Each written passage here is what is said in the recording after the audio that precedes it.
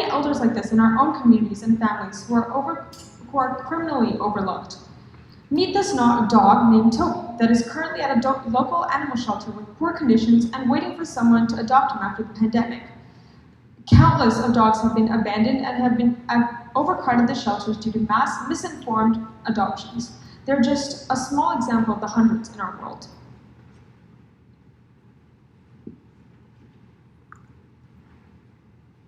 So there are 3 accessibility barriers that prevent Robert from accessing traditional therapy services in the status quo.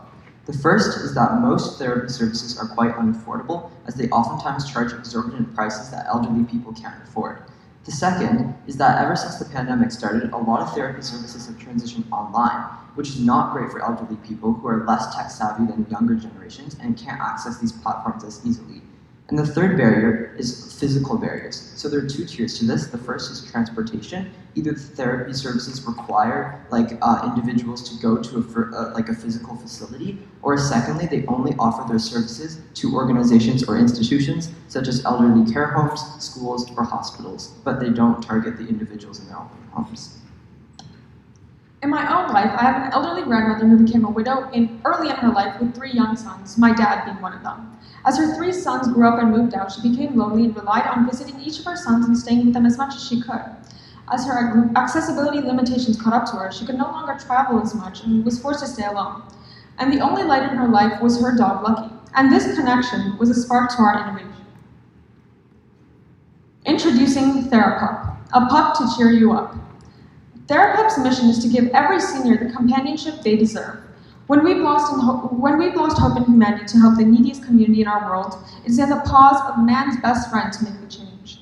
TheraPup will become the organization that every senior relies on because we strive to give them a companion, a friend, and a paw to depend on. TheraPup is what my grandmother needed, and TheraPup is what Robert needs. Okay, so what is TheraPup? TheraPup is an affordable animal therapy service that helps to improve the mental health of our elders. The monthly subscription service is done by bringing the pet directly to the customers' homes for the sake of efficiency and convenience. So a quick look at how it works is our trained handler and pet will travel to Robert's, the customers' homes, to run the pet therapy service for his book time using our website. So the science behind pet therapy. There are 2 main benefits from pet therapy. The first one being the physical aspect, and second being the mental aspect. So for the physical aspect, many studies have shown that the ability to pet a dog results in lower blood pressure, normal heart rate, lower cholesterol levels, and lower triglyceride levels. Glyceride is a fat, so low levels of triglyceride means less fat in the blood, therefore a decreased chance of plaque building up, which could cause a heart attack. Pets provide emotional stability during stressful situations, helping to reduce anxiety and stress due to the decrease in the stress hormone cortisol. The level of serotonin, the feel-good chemical, increases, making you less stressed and more happy with the dog. By petting the dog, it releases oxytocin, the feel-good hormone, which reduces the feeling of fear and worry. For the mental aspect, caring for a pet helps increase a senior's self-confidence and self-esteem, providing motivation to feel useful and responsible for something. This improves their well-being and gives meaning to their life. Animals can help improve socialization, as dogs listen without judgment and give unbiased affection, especially when a senior may desire to share their thoughts they may not be comfortable with sharing with friends or family. Earlier we mentioned that animals in Canada were one of the neglected groups. So how exactly does our service provide support to these animals? So let me go into how TheraPup works. So firstly, we have adoption. Basically, we're going to adopt animals from the animal shelter. These animals are often neglected and not taken care of, and we will take them into our own hands and provide them with better opportunities. We recognize that some animal shelters do provide neutering and healthcare to the dogs, but we just assumed that they don't, so that we just provide all the dogs with the necessary healthcare when they come into our facility. And this includes neutering, any necessary vaccinations, as well as as a microchip to ensure the safety and the location, and that we know the location of the dog at all times. Now let's go to the training. So what type of requirements do we need for our workers? This is like a criminal record check, full driver's license, both references, but also we need to train them. They need to know how to be a handler, right? Each handler will be responsible for one dog and will receive a high-level industry training to ensure that they are well equipped to handle animals in therapeutic environments. Additionally, each animal will go through a 4 to 6 training period where they are trained to be obedient and work well with people. This will reduce the number of injuries and also ensure the success of our service. Now lastly, how exactly does our therapy work? Our handlers and their animals will go to the seniors' homes and where they will have guided interactions such as the customers can play and pet the animal can do tricks, the customers can mimic taking care of the animals, the customers can talk to the animals, etc. After the session is done, our animals will go back to our facility where there is a dedicated area for them. Each animal that is not working will be staying at our facility where they will be taken care of by their handlers. Additionally, we will have workers staying at the facility overnight to take care of our animals. Each animal will be worked a maximum of 6 hours a day. This means 3 hours at 2 hours per customer. That's the maximum, but it can be 3 hours, 4 hours, whatever. Dogs, and this is to ensure that our animals are not overworked. Dogs generally need 12 to 14 hours of sleep a day, which gives us around 10 hours of working time. And we recognize that 2 hours is the maximum time period, and that there's going to be at least 1 hour between each session to make sure that the animal can take a break. Additionally, this solves the issue that was mentioned earlier, right? The biggest problem with animals in animal shelters is that they're being neglected, right? There's too many animals because of the pandemic, and there's too little workers. So animals lack social contact, right? When our animals are able to work with these elderly people, this is able to solve that issue.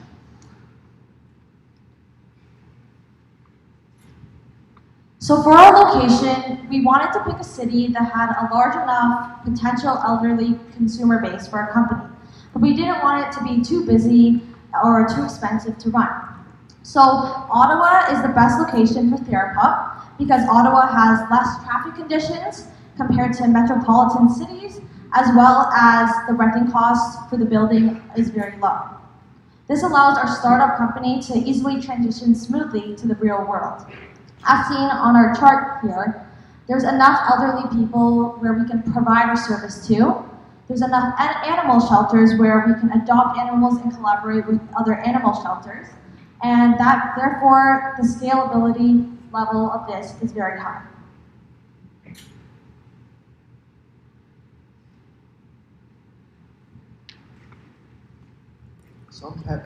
Some pet therapy services currently exist across Canada, however, none of them offer the same range of services as TheraPup.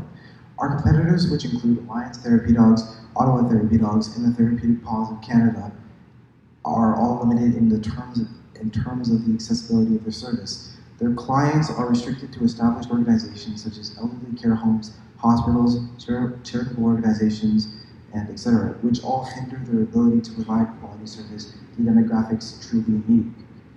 While we do intend to provide services to these demographics mentioned prior, we also recognize the importance of making these services available to the group in true need of it, the elderly people living independently in private residence. By carefully considering all aspects of accessibility for elderly people living alone, we have been able to develop a service that extends beyond the conventions of pet therapy, so that elderly people like Robert, the fictional character we mentioned at the beginning, can receive the quality pet therapy that they deserve.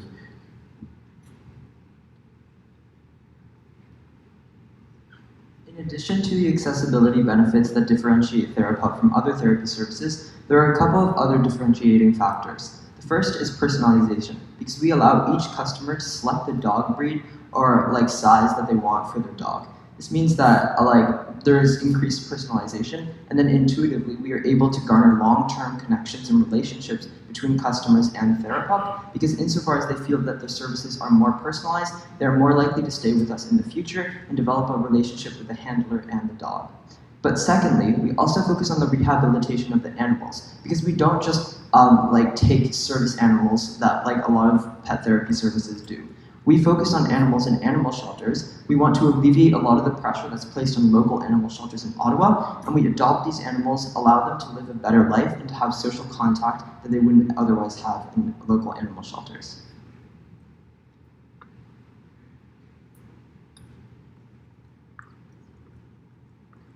Okay, so for our prototype, there's a website, and the website's easy to use and accessible for elderly people. And so first, there's a variety of dog breeds presented, and you can select the dog breed of your choice, and then you can choose a time and date, and then you can book an appointment. Also, there's a phone option, so that if elderly people prefer, then they can do it over phone, which is more convenient.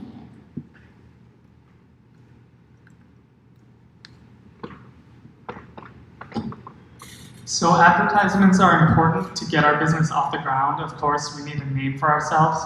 So we plan to advertise to elderly people through television networks because most homes in Canada have televisions inside of them, and most elderly people like to watch the news. So we would broadcast to areas like CNN or CBC News. We can also use newspapers to advertise specific articles because elderly people enjoy reading more than they enjoy looking online for things, searching things up, because they find it too hard of a process.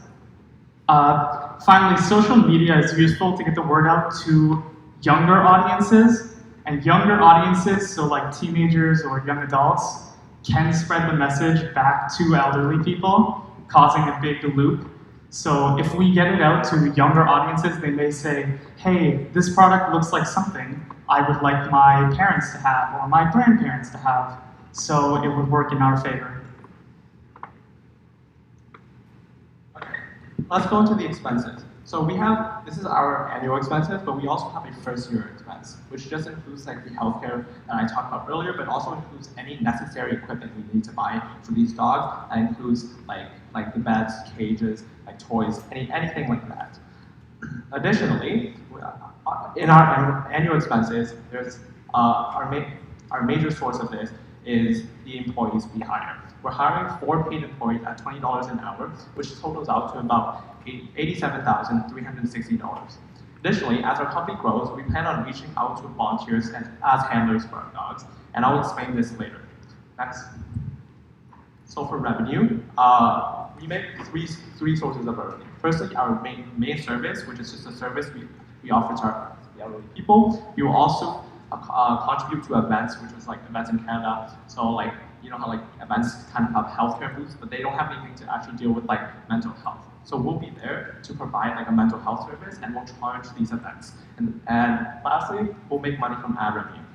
Okay, so note that our company is going for accessibility here, right? Our costs are substantially lower than those of our competitors. We offer our service at $60 a month, and they're able to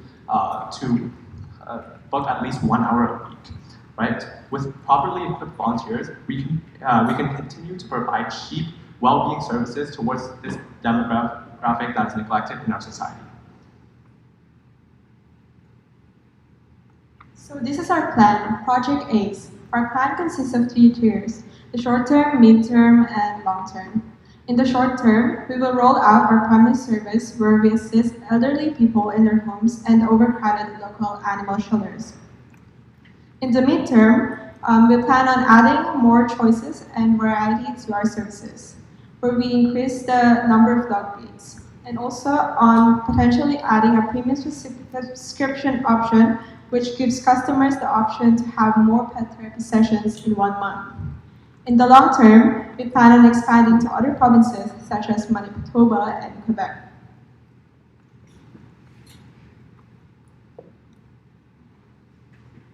After Therapup, Robert's life improved drastically.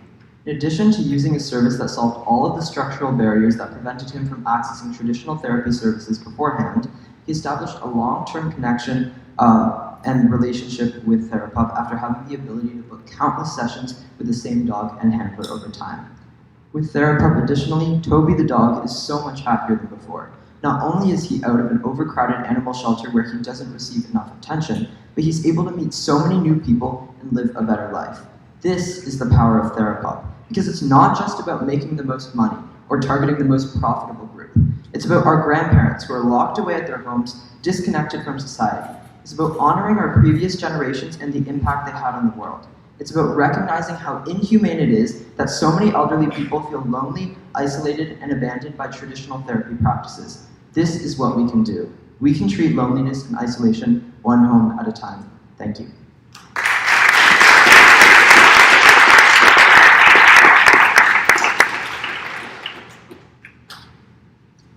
And now you'll have your opportunity to receive some questions from the judges.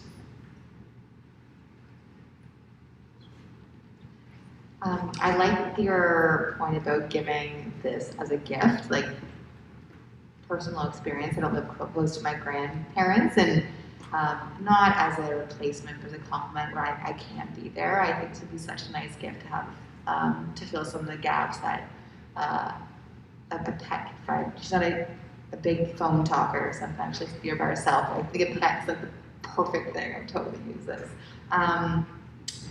Who do you see being the main customer, like coming to you, that initial? I mentioned, my personal story, but what are your thoughts on that? So certainly it's, I feel like a lot of the time the people that notice that there's isolation and deterioration in mental health of elders is often their children or their grandchildren. And I think when people are in 3-generational homes, the people going to school and people going to work, they know that their elders are at home. And I think they might be our main people that reach out to us to buy our service for their grandparents. And I think a lot of the time, people living alone, like elderly widows, often they know that they, for example, sometimes in the nearing the end stages of their life, they realize that they feel isolated because a lot of the time they might have outlived some of the rest of their family. And I think it's they don't really know where to go because mental health help isn't really targeted towards elderly people. So I think this is a great way for them to reach out to us as well. So that's who we hope to hear from. So, and sorry, I may have missed this, but do you plan to advertise on like traditional mental health websites if a senior is going to look for support? Would this be something that they would see as part of a broader set of services? Yeah, we hope to market with many different things, like for example, what they most look at, for example, television and newspapers. But again, if we go through mental health associations who are trying to help these elders with isolation, they often don't have the resources, or they don't have the time because wait lists in mental health places are incredibly long.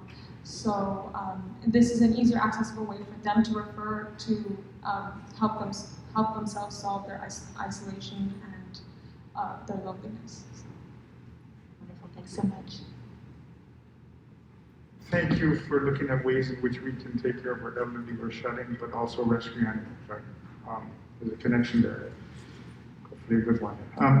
With your workers also dealing with not just animals, you've got a good training program for your animals, but also I didn't see enough there about how to deal with elderly people, right? And making sure they're safe and making sure all the other things that we mentioned before in some of the other pods relating to elders. What are your thoughts in terms of making sure they're also safe and protected? Okay, so we have like proper training programs, and we have so firstly, when we hire our workers and our volunteers, we have a background check, a criminal check, and we need references. So that's kind of our first level of checking.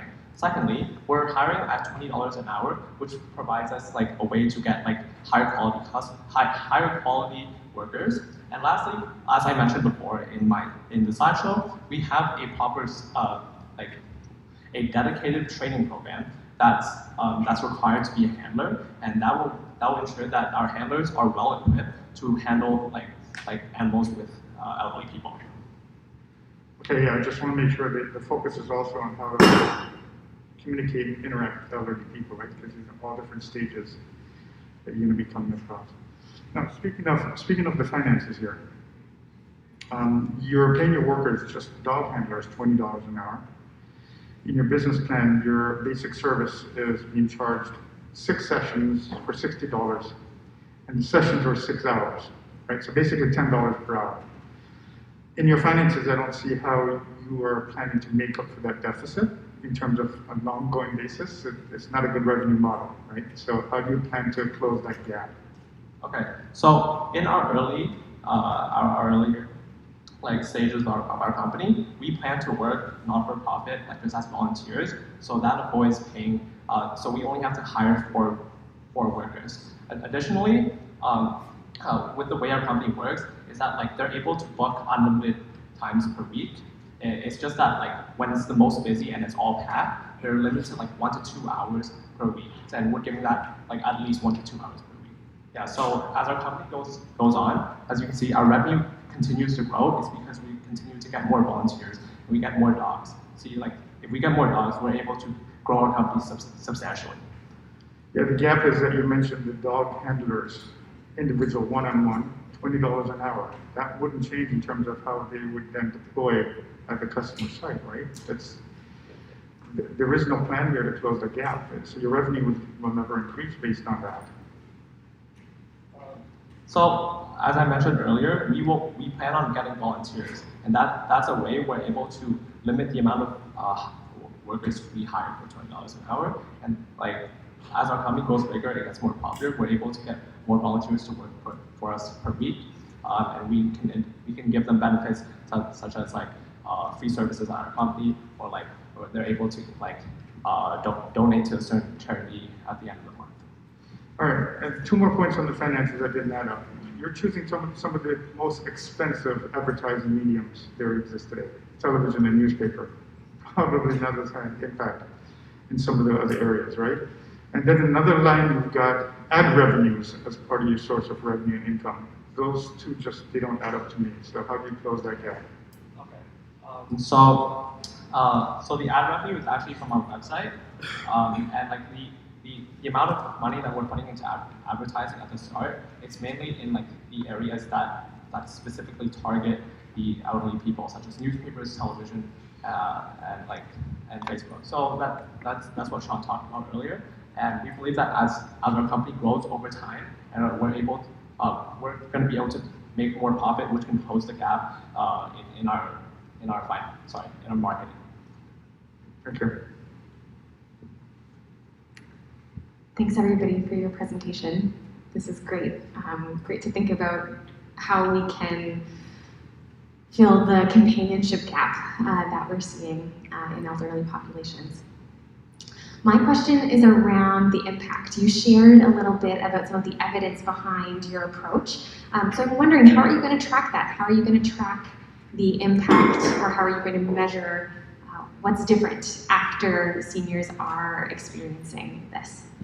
Yeah, so we definitely have an aspect on our website, firstly, where people are able to give reviews of our services, but secondly, we would be able to monitor this through, as I mentioned previously, if we're able to create longer lasting relationships with our customers, meaning that they're recurring, that means that our company is succeeding, our services are working, people are coming back to our service, we're able to create that long lasting relationship, so I think that 2-tiered approach would be able to monitor our progress. Okay, awesome. So it sounds like you're thinking more towards measuring the growth or the sustained relationship that you're having with customers. But have you considered how you might identify what is different about their lives, or how they're positively experiencing the service that you're providing? Yeah, definitely. So we would obviously talk with our handlers and their experiences with each service and their customers, see maybe, and then after each session or things like that, we would be asking different questions and maybe analyzing the different types of activities that elderly people or their customers were had a preference for, things like that. Maybe looking at just some patterns or recurring things that we saw between our sessions and things like that, and being able to monitor the qualitative aspect of that through that. Thank you.